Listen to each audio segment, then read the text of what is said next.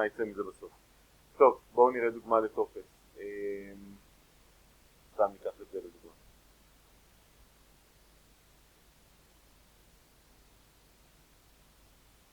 אוקיי, אז יש לנו כאן טופס. טופס הוא בעצם דף שאלות שאני שולח למי שאמור למלא את הטופס.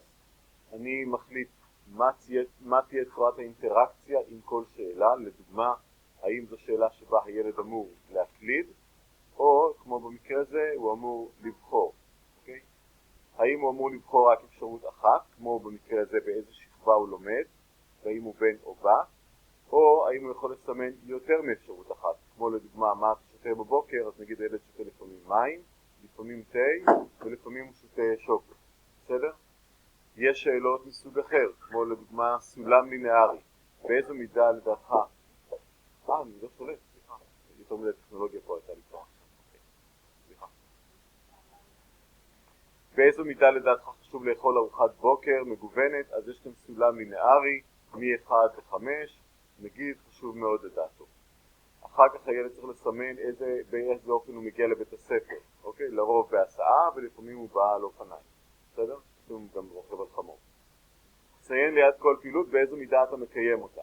האם אתה רץ במידה רבה במשך היום, אתה רוכב על אופניים, כן, משחק כדור פחות, שוחה, אף פעם לא שוחה, צופה בטלוויזיה מעט. אז יש לנו כל מיני סוגי שאלות. כאשר הילד מסיים למלא את הנתונים, הוא לוחץ על שלח, הנתונים מגיעים אליי, והם יושבים אצלי על בסיס נתונים טבלאי, גיליון אלקטרוני, כמו אקסל. זה הרעיון בטופס. אפשר לשאול כמה שאלות שנרצה, באיזה נושא שנרצה, אפשר לשלב תמונות, אפשר לא לשלב תמונות, אפשר להחליט איזה סוגי שאלות יהיו שם. כדי שמישהו ימלא את טופס, הוא לא צריך שיהיה לו חשבון בג'ימייל, הוא לא צריך שיהיה לו מייל בכלל. אני יכול פשוט לקחת את הקישור לטופס, לשים אותו באתר בית הספר, התלמיד נכנס אל הקישור, לוחץ, ממלא את הטופס ושלח. הוא לא צריך להבין שום דבר במחשבים חוץ מלסמן נקודות או לכתוב מילים. זה הכל. טופס יכול לשמש לסקרים, כמו במקרה הזה סקר אורח חיים בריא. טופס יכול לשמש להרשמה לפעילויות, למשל אנחנו עושים כנס ורוצים שמשתלמים יירשמו לכנס, אז אני יוצר טופס הרשמה. טופס יכול לשמש אותנו כבחנים או דפי עבודות, וזה מה שאנחנו נעשה היום, כי אני רוצה להראות לכם איך בגוגל, כאשר תלמיד מסמן את התשובות שלו, הוא מקבל משוב, אם הוא צדק או טעה. אוקיי? זה יכול להיות היום, זה חלק מתוך התחסים של גוגל. טופס יכול לשמש לשאלון כזה או אחר שאתם רוצים במסגרת עבודת חקר. אוקיי. יש לכם עוד רעיונות? למה התחסים יכולים לשמש אתכם? טוב, בואו נראה איך אנחנו יוצרים טופס. השלב הראשון, כשאני בגוגל דרייב, אני לוחץ על חדש, ולוחץ על עוד, וגוגל פורמס. חדש, עוד וגוגל פורמס. אחרי שהטופס נפתח, אני חייב לתת לו שם. שם הטופס מופיע בשני מקומות. הוא מופיע גם פה למעלה, על הרקע הסגול, הוא מופיע גם פה על הרקע הלבן. אוקיי? אני צריך להחליף את שניהם. עכשיו אני מחליף אחד מהם ומעתיק את זה לשני. אני לוחץ פה למעלה על טופס ללא כותרת, לא על החץ, על הטקסט עצמו. וכשהטקסט מסומן בכחול, אני כותב כאן למשל, מבדק בנושא, איזה נושא אנחנו רוצים, מה אתם מלמדים למשל? שם המספר. אחרי שכתבתי את שם הטופס פה למעלה, אני לוחץ פה על טופס ללא כותרת. רק לוחץ, לא צריך לעשות העתק הדבק. קליק והטקסט מועתק לפה. בסדר? בואו תעשו את זה גם אתם. אני רוצה להגדיר לו כמה הגדרות. א', אני רוצה להגדיר שזה בוחן. אוקיי? אני צריך להגדיר האם התלמיד יקבל את הציון אליו או לא, האם הוא יקבל אותו אחרי בדיקה או שיקבל אותו מיד אחרי המבחן. כל מיני הגדרות כאלה, את כל זה אני עושה פה בגלגל השיניים. קליק על גלגל השיניים ומתחילים ככה. קודם כל אני אאסוף מהתלמידים את כתובות המייל שלהם. היתרון של זה שהתלמיד מיד מזוהה. הוא לא יכול להגיד, הוא לא יכול לשלוח בשם מישהו אחר. הוא נכנס עם חשבון המייל שלו בצפונט, המייל הבית ספרי, ומיד זה לוקח את הנתון הזה, אפילו הילד לא יודע שזה אסף את הנתון שלו. אוקיי? דבר נוסף, אני מסמן פה וי ליד שליחת תשובות במייל. שליחת תשובות במייל זה אומר שאחרי שהילד גמר למלא את הטופס ולחץ על שלח במבחן, הוא לא מקבל ציון אליו למייל, אבל הוא מקבל עותק למייל של כל מה שהוא ענה. אוקיי? למשל, כאשר אתם נרשמים להשתלמות, אתם סימנתם שם, שאלו אתכם כל מיני שאלות, עניתם על הכל ושלח. איך אתם יכולים להוכיח שנרשמתם להשתלמות? קיבלתם אליכם למייל עותק של מה שאתם כתבתם בטופס. בסדר? בצורה כזאת הילד מקבל עותק של התשובות שלו, הוא עוד לא יודע אם זה נכון או לא נכון. ואני מסמן שזה יקרה תמיד, לא רק אם הילד יבקש שזה יקרה, אלא באופן אוטומטי. זה הבנו בינתיים? דבר נוסף, אני מסמן פה וי ליד הגבל למשתמשים בעץ החונט. זה אומר שרק הילדים שלנו יכולים להיכנס לבוחן הזה. אני לא צריך שילדים אחרים מבתי הספר אחרים יענו לי על הבוחן ויהיה לי סתם בלגן שם. בסדר? אם אתם רוצים, אפשר, אני לא כל אוהב את זה, להגביל את תשובה אחת לכל משיב, וזה אומר שכל ילד יכול למלא את הטופס רק פעם אחת. אוקיי? אני אגיד לכם למה אני לא כל אוהב את זה. לפעמים הילד התחיל לענות על השאלון, אוקיי? ואפילו נגמר הזמן. נגמר השיעור. הוא לחץ על שלח כי הוא חייב להגיש את זה. ואתם נורא נחמדים, אתם אומרים לו, אתה יכול בבית לענות על השאלות שלא הספקת. הוא לא יכול כי הקבלתם אותו לשאלה, לפעם אחת שהוא עונה. אז אל תסמנו את זה כדי שהוא יוכל לענות את זה שוב. הוא לא יכול לחזור למקום, אבל הוא זוכר שהוא סיים עד שאלה 5. אתם אמרתם לו בבית תיכנס ותעשה משאלה 6 עד 10. אז הוא לא יכול לעשות את זה אם תסמנו, בסדר? אז תשימו לב אם כן או לא. אז V תמיד, ו-V כאן ליד הגבל משתמשים, ואני עובר, לא שמור, אני עובר לבחנים. ומגדיר את הטופס כבוחן. חייבים להגדיר אותו כבוחן. אני לא גורר את המתג הזה, אני לוחץ עליו. קליק והוא הופך לסגול, סגול זה פעיל. לבן זה קבוי.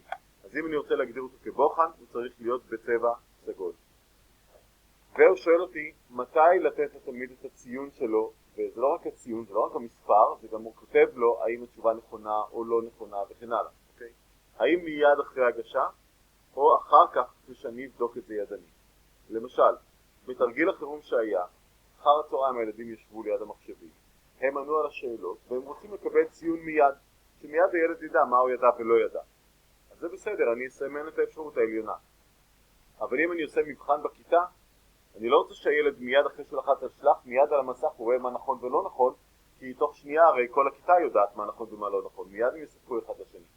לכן אני אומר, לא, הילד לא יודע עוד לא מה הציון שלו ולא כלום, הוא ילך הביתה, אני אבדוק את העבודות המבחנים, ואז אני אשלח להם את הציון למייל.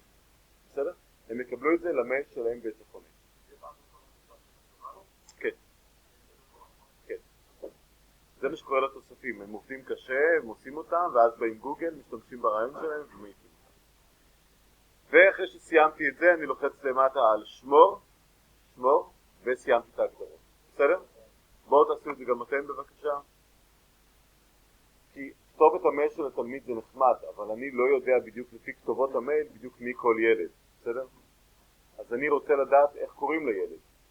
אני משתמש פה בשאלה הזאת. יש כאן כרגע שאלה מוכנה, אני אשתמש בה, אחר כך אני אוסיף את השאלות הבאות. קליק על שאלה ללא כותרת, ואני כותב פה שם התלמיד, ואני רוצה שהילד יקליד את השם שלו כמו שאמרנו, ולא יבחר את השם. לכן, זה לא יכול להיות בחירה, זה חייב להיות הקלדה.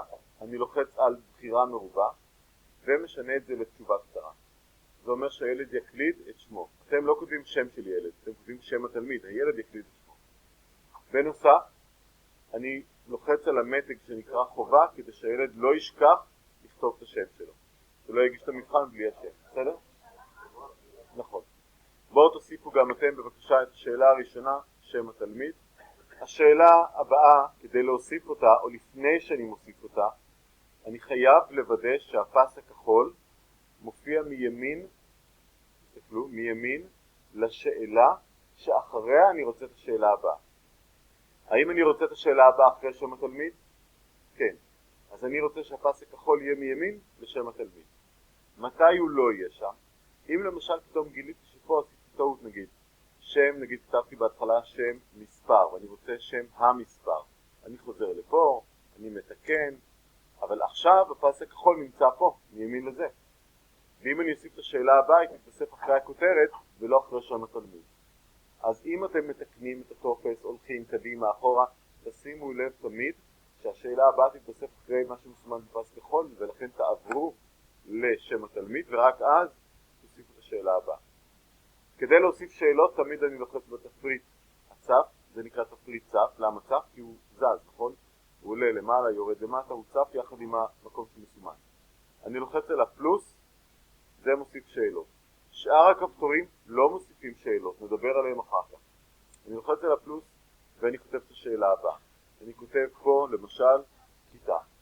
היות והמבדק בנושא שם המספר, אני מלמד אותו בכמה כיתות. איזה כיתות? מי אמר שם המספר? ד'. אז נגיד ד'. נגיד אני מלמד את זה בד' 1 וד' 2 וד' 3 נגיד. אז מה שאני רוצה זה שהילד יסמן באיזה כיתה הוא, ואז אני אוכל לסמן את יפה. אז כתבתי כיתה, משאיר את זה כבחירה מרובה, לוחץ על אפשרות אחת, על זה, על הטקסט עצמו, וכותב ד' 1. כדי להוסיף עוד כיתה, Enter, לא, Enter, כותב ד' 2, Enter, כותב ד' 3. אין לי עוד כיתה, ולכן אני לא לוחץ על Enter עוד פעם. כי אם אני לוחץ על Enter שוב, יש לי אפשרות 4, ואני לא צריך אותה. אבל אם עשיתם דבר כזה, לא להשאיר את זה ככה בבלגן, זה לא יפה, כי אז ילד רואה ד' 1, 2, 3 או אפשרות 4, וזה לא מוצלח. אז אני לוחץ פה על ה-X ומסיר את האפשרות הרביעית. משאיר רק ד' 1, 2 ו-3. עכשיו למה בחירה מרובה? יש פה 3 סוגי שאלות שהן בחירה מתוך רשימה. בחירה מרובה, כלומר אלה עם העיגול, זה האפשרות, זה המצב שבו הילד יכול לסמן רק אפשרות אחת. זה או זה. לא גם וגם וגם. V אומר שיכול לסמן יותר מאפשרות אחת. גם זה, גם זה וגם זה. היות והילד לומד או בד' 1, או ד' 2, או ד' 3, זה חייב להיות עיגול. לכן אין צורך ללחוץ על זה, זה מראש היה ככה, זה בסדר. אז כתבתי כיתה, בחירה מרובה, לוחץ על אפשרות אחת, כותב ד' 1, Enter, ד' 2, Enter, ד' 3, הופך את זה לשאלת חובה, וסיימנו. בואו תוסיפו גם אתם את השאלה הזאת. אוקיי. עכשיו תראו, מדי פעם אני מציע לכם ללחוץ פה למעלה על הסמל של העין, וזה יאפשר לכם לראות איך הטופס נראה לתלמיד, אוקיי? כשאני אלחץ על סמל העין, פה למעלה תפתח כרטיסייה חדשה, תשימו לב לזה. עין, תפתחה כרטיסייה חדשה, כרגע זאת פעילה, וכרגע אני רואה את זה כמו שרואה התלמיד. כלומר, הוא יכול ללחוץ על זה, על זה או על זה. תסתכלו בבקשה בטופס שלכם, ותראו המשפט הזה, אתה זוכר שאמרנו אסוף כתובות מיילים? אז זה מודיע לתלמיד, תשים לב, כאשר אתה תשלח את הטופס, המורה ידע מאיזה מייל זה יוצא. לא, כל ילד רואה את של עצמו. כאן בסוגריים כתוב המייל של הילד. זה אומר לילד, אם תשלח את הטופס הזה, כתוב את האימא שלך, איך שקוראים לו, שטרודל בית הספר, תתועד. זה כמו ששמים מצלמות אבטחה, וכתוב, שים לב, במקום יש פה מצלמת אבטחה. בסדר? זה שהילד ידע, שאנחנו לא יכולים לעבוד עליו. אוקיי, תשימו לב שבטופס שלכם אין שאלות מיותרות. למה אני מתכוון? לפעמים, כשאני מסתובב בין המשתלמים, אחרי כמה זמן, אחרי שהם עובדים לבד ולא הסתובבתי, פתאום אני מגלה שיש כל מיני כאלה. רואים את זה? שאלות ריקות, לא יודע למה זה קורה להם, מה הם עושים, אבל זה קורה. ואז כשלוחצים על הצג, אז זה נראה ככה. פה התלמיד מקליט את השם שלו, וכאן הוא בוחר את הכיתה, ומה הוא אמור לעשות פה? מה זה אפשרות אחת? לא שייכת לשום מקום. וזה נורא לא מקצועי ולא יפה שיש כאלה דברים בתוך הטופס. לכן, תשימו לב, ואם יש כזה דבר, חפשו את השאלה המיותרת, רואים זאת, נכון? היא כלום. זה שם התלמיד, זה בסדר. זה כיתה, זה בסדר. מה זה? שום דבר. זה בטעות נכנס לשם. אני מסמן אותו ולוחץ על הפח. עכשיו, כדי להמשיך לעבוד על הטופס, מה אני צריך לעשות? מצוין. ללחוץ על כיתה, כי אחרת השאלה הבאה הייתה נכנסת לי באמצע, ואז אני יכול להמשיך. אז בואו תנסו רגע ללחוץ על